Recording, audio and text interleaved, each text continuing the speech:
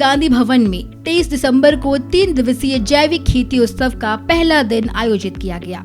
इस अवसर पर देश भर के किसान, कृषि विशेषज्ञ, जैविक उत्पादक और आम दर्शक बड़ी संख्या में उपस्थित हुए। उत्सव का उद्देश्य जैविक खेती के महत्व, प्राकृतिक और रासायनिक मुक्त उत्पादों को आम जनता तक पहुंचाना है। हमने लोगों से बातचीत की और जाना कि इस उत्सव का क्या महत्व है।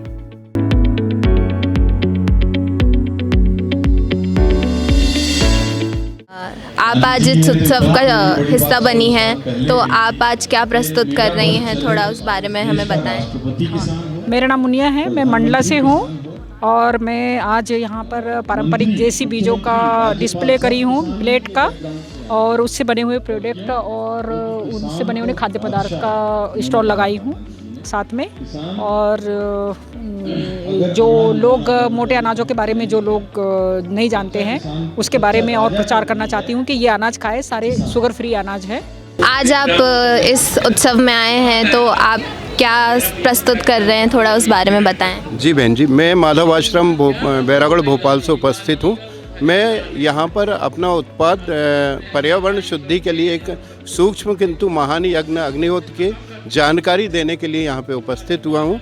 ये विशेष आकार का पात्र है। इसमें संधि काल पे गाय के कंडे को जलाकर अक्षत और गाय के घी से 2 आहुतियाँ दी, वेद मंत्रों के साथ 2 आहुतियाँ दी जाती हैं। इससे निकलने वाली जो गैस है वो पर्यावरण की शुद्धि के लिए सबसे बड़ी सहायक है और उसके माध्यम से हम आज खेती, जो जैविक खेती की बात की जा रही है, उसको आसानी से कर सकते हैं, क्योंकि पौधा जो है अपने खाने का 85% वायुमंडल से रहता है और हमारे लिए भी प्राणवायु अति आवश्यक है।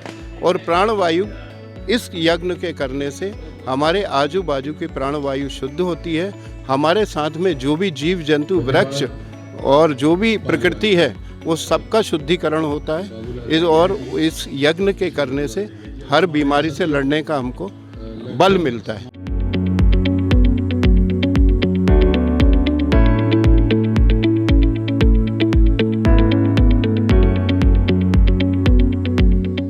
थोड़ा सा आप अपने उत्पादों के बारे में बताएं, कैसे आपने ये सफ़र शुरू किया, आपने कैसे सोचा कि इन चीज़ों को भी बनाया जा सकता है। जय गौ माता, जय गोपाल, जय नंदी महाराज, जय बैल महाराज। ये गौ माता, हमारे घर में गौ माता है, तो काफ़ी देखने के बाद हमको लगा कि ये कुछ गोबर का उपयोग नहीं आ रहा है, तो उसको कुछ करना चाहिए। तो गुजरात से ट्रेनिंग लेने के बाद में फिर ये कुछ शुरुआत करी थी, जैसे गणेश जी की शुरुआत करी थी। तो आज गणेश जी के बाद में हमारे पास में कम से कम 100 प्रकार के उत्पाद हैं जो हम स्वयं बनाते हैं। परिवार है, पूरा परिवार लगा रहता है। और जो ये मोती आप देख रहे हैं, ये मोती हमारी 100 साल की दादी हैं जो आज भी हमारे साथ में ये काम करती हैं। और ये जो मोती हैं वो खुद स्वयं बनाती हैं। हमारी माता जी, दादी, बिटिया, पत्नी, ये सब पूरा परिवार हमारा लगा रहता है इन उत्पादों को बनाने के लिए। और सभी अलग अलग प्रकार के उत्पाद हैं और ये पूरा स्वयं हम खुद घर पे बनाते हैं, गांव पे बनाते हैं। और ये चीज़ों को फिर कहीं सब मौका मिलता है तो लेकर आते हैं हम।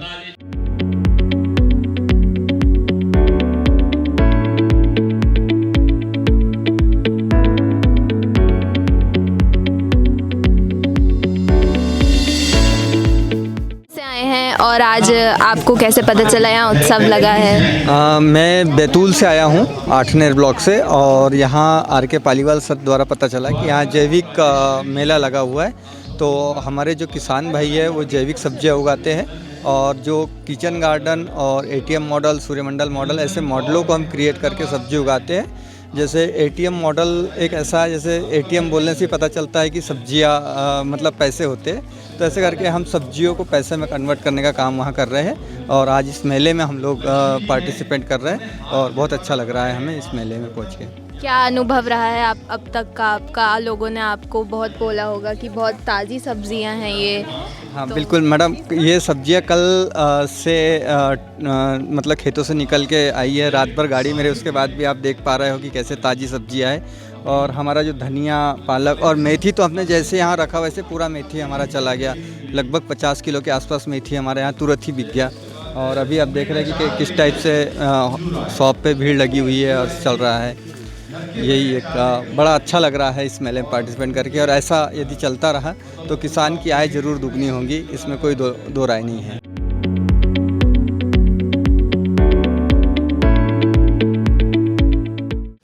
क्या अंतर लग रहा है इन सब्जियों में और जो आप रोज़ाना खरीदते हैं? ये तो अच्छा ही चीज़ है, ये बिना खाद की रहता है, ये सबके लिए अच्छा देसी चीज़ है, ये तो मिलता नहीं है। और हम लोग तो सब वो दवाई वाला ही खाते हैं, जिससे हम लोग नाना प्रकार का बीमारी का ये हो रहे, बीमारी का हो रहे। तो यही अच्छा है, ये बिना उसका है, दवाई का देसी चीज़ है, सेहत के लिए अच्छा है, बच्चों के लिए अच्छा है।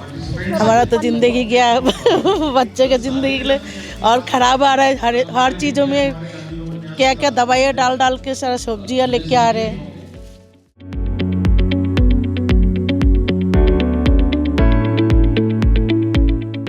जैविक खेती की ओर आपका सफ़र कैसे शुरू हुआ, थोड़ा उस बारे में बताएं। देखिए, जैविक खेती हम तो बचपन में खेत में बचपन हमारा बीता है, लेकिन सरकारी सेवा के सिलसिले में हम 35 साल गांव से लगभग दूर रहे।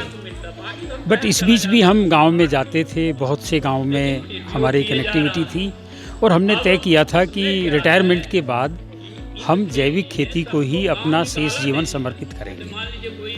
तो 2021 में हमारा रिटायरमेंट हुआ principal chief commissioner income tax से, और हमने अगले दिन से ही जैविक खेती शुरू कर दिया। तो ये तो शुरुआत थी और हमारा लक्ष्य ये था कि हम 2 साल के अंदर अंदर हमारी रसोई में जितनी भी खाने की चीज़ें हैं हम इस्तेमाल करते हैं वो सब जैविक होंगी और हम खुद उगाएंगे। तो अभी हमको करीब 5 साल हो गए हैं ये करते हुए। हमारा दूध, घी, दही, हमारा फल, सब्जी, अन्न, दाल, तेल, हमारी किचन लगभग 95% जैविक हो गई है और ये सब हम खुद उगा रहे हैं। तो हम तो एक तरह से बहुत सफल हैं जैविक खेती में। और 3 साल से हम लोगों ने जो भी जैविक खेती सीखना चाहता है उसके लिए हमने एक फ्री प्रशिक्षण केंद्र शुरू किया है भोपाल से करीब 40 किलोमीटर दूर।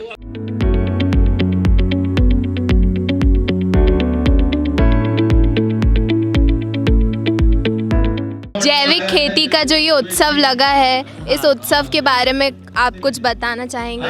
ठीक है, ठीक। देखिए क्या है कि पहले हमारे देश में जैविक अजैविक का कोई अंतर है नहीं था, पूरी खेती ही जैविक थी। ये कॉन्सेप्ट विदेशों से आया ऑर्गेनिक खेती का, तो हमारे यहाँ भी चालू हो गया। और ये कब से आया? 50 के दशक 60-70 के दशक में जब हरित क्रांति आई, तब रासायनिक खाद आई, फिर कीटनाशक आया, नींदानाशक आया, इसलिए हमारी खेती बर्बाद हो गई सब।